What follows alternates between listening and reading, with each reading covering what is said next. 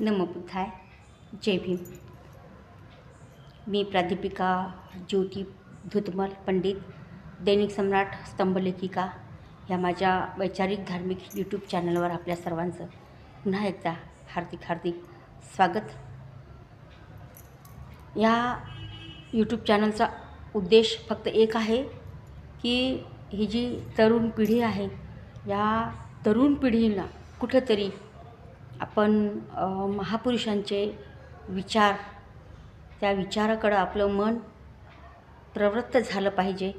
कारण प्रत्येक तरुण हा देशाचा एक खूप मोठा आधारस्तंभ आहे.